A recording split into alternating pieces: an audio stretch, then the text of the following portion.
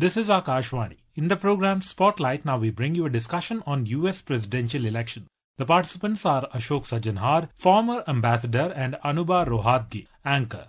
The United States of America is electing its 47th president today. The main battle is between Republican Donald Trump, who is seeking a second term, albeit after 4 years, and Democrat candidate and present Vice President Kamala Harris. I'm now joined by former diplomat Ashok Sajjanhar and Prasar Bharati correspondent in Washington, D.C., Subhendu Ghosh. Gentlemen, welcome to the program. Thank you. Thank you very much, Anubha. Great to be here with you. Mr. Sajjanhar, I'll start with you. Both the US and India are democracies. We are a parliamentary democracy. US is a presidential democracy. But the election process is slightly different in the US as to what happens in India. Can you, for the benefit of our listeners, explain what is the two-party system that the US follows and how do the US elections differ from the way elections are held in India?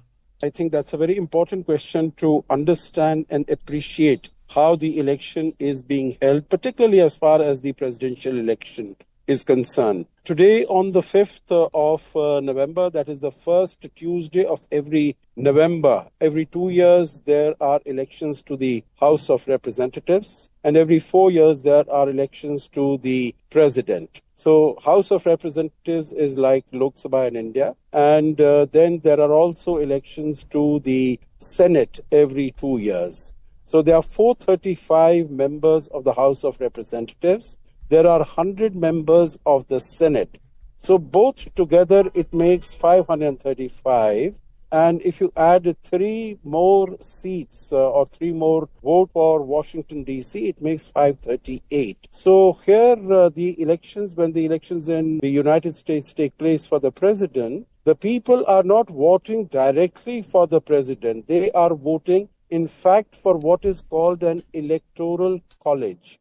Every state has the number of electoral college votes, which are proportionate to the population, of course, but equivalent to the number of representatives that they send to the House of Representatives. For instance, California sends 52 of them, and plus you add 2, which is for the Senate. So it will have 54 electoral college votes, which is the highest number. Texas comes next with 40 electoral college votes. So people vote for these electoral college, and these electors, once the election has taken place, these electors will get together in Washington, D.C., in the Capitol Hill, in the Parliament, on the 6th of January of the coming year, that is 2025.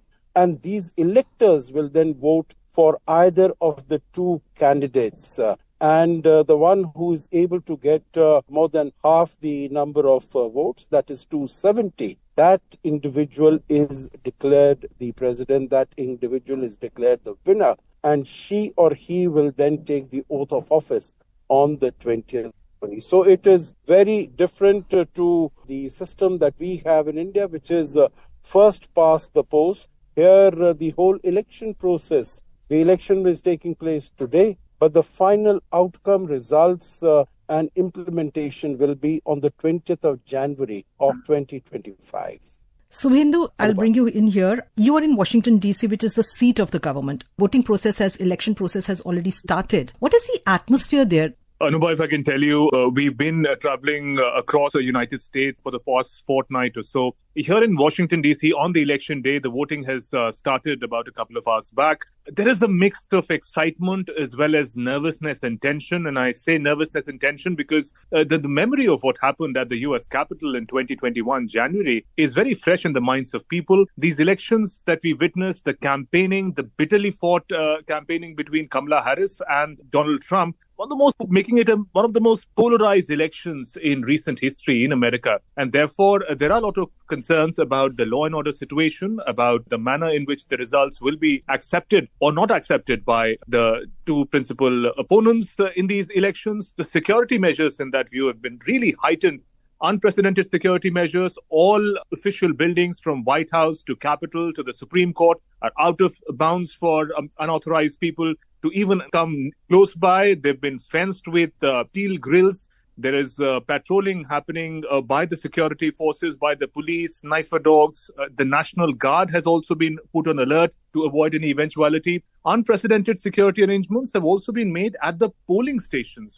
In the past, we've known the candidates get additional security cover, but it's the polling stations this time, ordinary polling officials who've also been target of threats in the run-up to the election day. So we see there are these panic buttons that have been installed at polling stations. If the poll workers need any help, if they are in any kind of crisis, they can press that button and get help immediately. There are drone surveillance being done, not just in Washington, D.C., but across the country here in the United States, especially the swing states, which are crucial, and the outcome of which likely to determine who the next leader of the United States is going to be. So in view of the heightened security, the nervousness and the tension in the air, Anubha, is quite palpable here in Washington, D.C. Mr. Sajjanhar, Subhendu mentioned, this term swing states quite a few times. I'll come to that. But before that, I want to know from you, what are the main issues in this election? What are the issues that Donald Trump and Kamala Harris have been talking about to attract voters?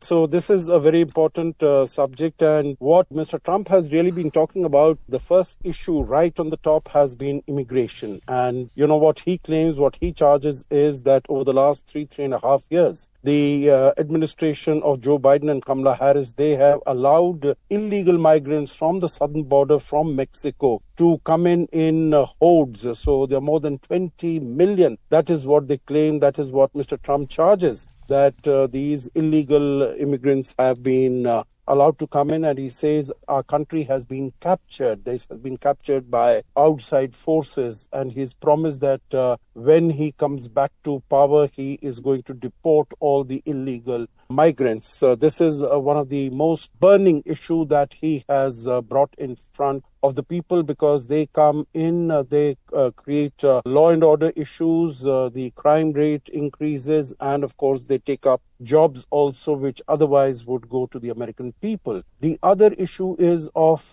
trade, and he says that people are definitely not as well-to-do and as prosperous as they were 4 years ago when he was the president. And he has said the businesses were booming at that time, the interest rates were low, the inflation was low, and over the last 4 years, the economy has not done well at all. And he has promised that he's going to create tariff walls. He'll impose tariffs to the tune of 60% on imports coming in from China, so that there is more manufacturing, more employment, more jobs, more investment that can be created in the country. As far as Kamala Harris is concerned, she is really arguing for the rights of women, particularly right of women over their own bodies to take the decisions on what they want to do with their pregnancies, with abortion, because recently the Supreme Court had negated the Roe versus Wade provision, which allowed freedom to women to take decision as far as termination of their pregnancies is concerned. But now it has been made up to the states. It has been the decision has been left to the states, and Kamala Harris has said that this is a very important issue, and it has really electrified the women voters at least. And what Shubhendu mentioned about the early voters, we have seen that out of the 80 plus million of those who have voted in advance before the voting started today, they have about 55% of them have been women, which means that they have been very much energized by this. And another point I could mention about Kamala Harris, her argument is that we need to save democracy, we need to save the Constitution from Donald Trump, because he wants to come to power so that he can escape from going to the prison because of all the charges and the convictions and the felonies that he has committed. So to save the country from what Mr. Trump will do if he were to become president, all her supporters need to come out. Both of them are really asking their supporters to come out and vote in large numbers. So, Vendu, when we have elections here in India, from the day since, from the time the elections open, we see long queues of, people queuing up outside polling stations, and it's a holiday or the day of the election. Is it the same in US? Do you see lines if you've been to the polling stations? Are there long queues outside polling booths? Are people, waiting for their turns to get into the polling booth and cast their vote? Anubha, it's still first couple of hours of the polling. People are warming up. We also have to understand that unlike India, United States has a concept of early voting, wherein by law, the states can arrange for early voting to happen 45 days before this main election day. And this has been a historic early voting phase for America. Some 75 to 80 million voters have already exercised their franchise. And remember, the total registered voters is upwards of 240 million. Here in America. So a significant number of voters have already exercised their franchise. The rest are expected to vote today. As the day progresses, the lines are expected to be seen across different voting booths. There is, of course, a lot of excitement among the voters. Given that it's a polarized election, nobody wants to sit on the fence. People we've spoken to, they're very clear about their choices. But there is also a small percentage of population, Anubha, which is referred to as undecided voter, whose support is going to be crucial. And they're also the group that is making it so difficult to predict which way this election is going to swing. And the swing states in that context become hugely important. That's where the longer queues are being seen as we speak. Anubha, as people come out to exercise their franchise, what happens next, who becomes the next leader, is going to significantly determine in different directions that America could take. We were talking about the swing states or the 7 swing states or battleground states. Now, it is being said that these will play a crucial role in who becomes the next occupant of the White House. We saw both Trump and Harris, campaigning in Pennsylvania on the last day. Why are these states so crucial? Out of the 50 states, there are some states where it is known that they are going to vote Democratic. They are called the blue states. So they have given about 224 electoral college votes to Kamala Harris. That is what is expected. Some of the other states are red states, which are primarily Republican, and they are solidly Republican. They provide about 219 electoral college votes. So there are 7 states which are known as the swing states or the battleground states because they keep on moving from one side to the other. In one election, they are Democratic, and the other election, they vote Republican. And Pennsylvania that you mentioned, Anubha, yourself, that is very important because it is the largest of the swing states. It has 19 electoral college votes. And there are a number of issues, whether it is economy, whether it is women's rights, or so many other issues, or joblessness, unemployment, or even in terms of energy, fracking. That is also a very important element that is a part of in Pennsylvania particularly. So there are other states like Michigan with 15 votes, Carolina with 16 votes. All of them are very important because the manner in which they vote will ultimately determine who the next leader of the United States is going to be. Mr. Sajjanhar, as a former diplomat, whatever be the result of this election, whether it is Donald Trump or Kamala Harris who finally goes to comes to sit in the Oval Office, how is it going to impact the US-India bilateral relations? As the External Affairs Minister, Dr. Jaishankar said, whatever the verdict, our relationship with the US will only grow.